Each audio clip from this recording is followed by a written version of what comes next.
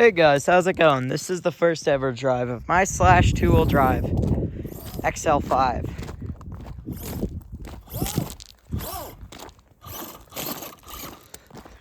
And as you can see, before I even started the video, I done got the thing done wrapped up in something. As you can see, it's brand new. It's the new two-wheel drive update.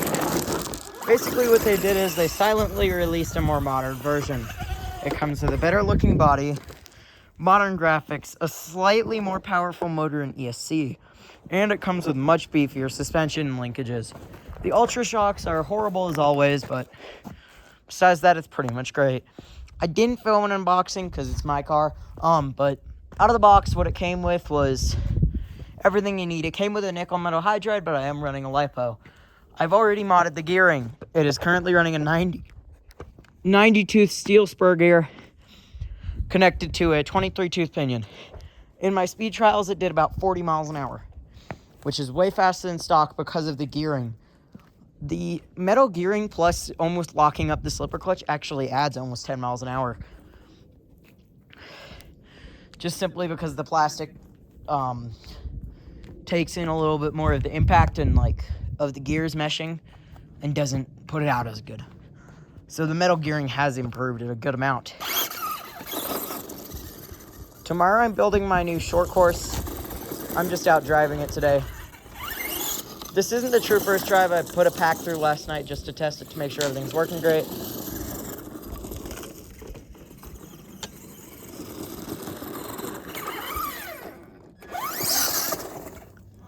But as you can see, it's absolutely hooning. So, some things to note about this car. I'm going to try to make this video a little bit shorter. XL5 brushed. That's what you want out of a truck like this. Hopefully that wasn't what it took to break it. It's got the stock everything except the gearing. It does 40.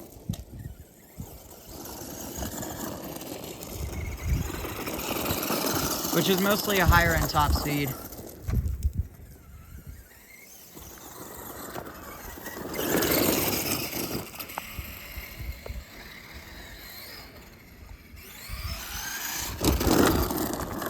So it's getting pretty dark, so I'm gonna try to keep this video short and sweet. But as you can see, this is the new truck. Let's go inside to do an overview. Shit. So, my friend TJ has a two-wheel drive. You saw it in my two most recent long forms. The Traxxas is dying video, and the Is This Truck Still Relevant in 2025 video. Or 2026, I mean. As you can see, I'm working on some projects for other videos, such as building the hauler out, and I'm also working on the SCX-10 comp build. I'm trying to get the SCX-10 to perform arguably way better while keeping it completely stock. Just by doing some free mods on it. And I'll be making a video about it. I'm also working on the sledge again to do my 1 year overview of whether that truck is still a Creighton competitor or whether Creighton has a beat out.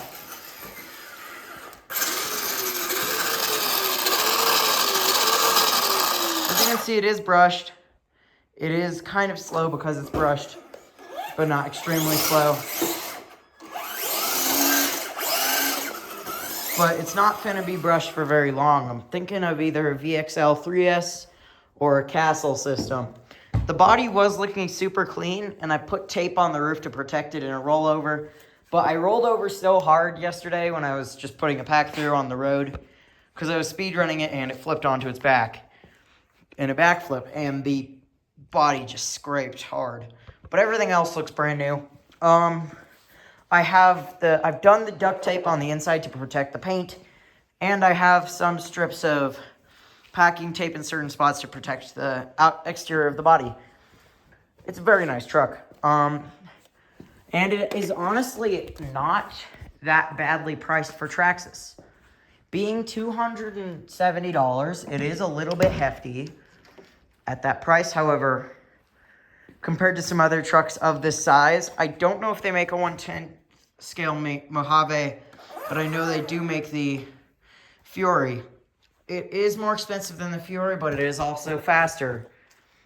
The Fury handles better, but I feel like it's also... The Fury is much less upgradable. There's not as much parts on the market. While the Slash platform's been around forever, there's literal infinite upgrades. In fact, I'm going to be doing a series where we're comparing different cheap upgrade kits on Amazon to see which one's better. Come on. So as you can see, this is what I'm running. I'm running a Z5200, man.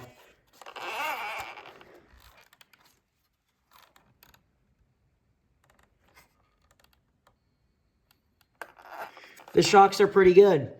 The new steering servo, I'm highly suspicious that they may have upgraded them. Or it's the fact that it's new, but this feels faster and stronger than before. And I don't know if it's plastic geared or not. I have a growing suspicion that it's not plastic geared. But I might be wrong. Don't take that at face value. It comes with still the kind of thin drive shafts out of the box. But for the power that it puts out, it should be okay. The Ultra shocks are pretty bad. I mean, when tuned, they're not horrible, but they're still not as good as anything else out there. Even some, like, grease shocks on the market are better. I don't know all of the 1/10 scale short course trucks of this type, but I know that Red Cat makes one that's a little bit slower, but still a very cool truck. But the reason that the Slash platform, in my opinion, is king is because it's just so upgradable. They make thousands upon thousands of upgrades for this platform. It also has arms that are compatible with the Stampede, and the transmission is identical to that of the Stampede, the Wrestler, and the Bandit. So there's plenty of room for upgrades. Also, the Slash just has a very clean-looking body, in my opinion. While the Stampede looks outdated, the Slash still looks good to this day. Also, another thing is that Traxxas cars come really well tuned out of the box. As you can see, the bearings in the wheel feel great. So that's one of the reasons that I think this truck is just good. As you can see the kind of beefed up arms. They're now solid with like a square pattern to kind of just disperse like impact. It doesn't have an anti-roll bar setup or anything like that. It's just a basic Slash. But it does have slightly beefier linkages. They still probably won't take a hit very nicely. As you can see, the rear is... It also has like the gray colored stuff, which I know is slightly stronger than the black colored stuff. As you can see, it has a Titan 12 turn and XL5 ESC. I do believe the previous Slash was an XL 2.5. Why don't we go check? Alright guys, let's go over to the shop area to check if it has an XL 2.5 or an XL5, because I have the old ESC. The only difference is that the older... Oh, it's still an XL5.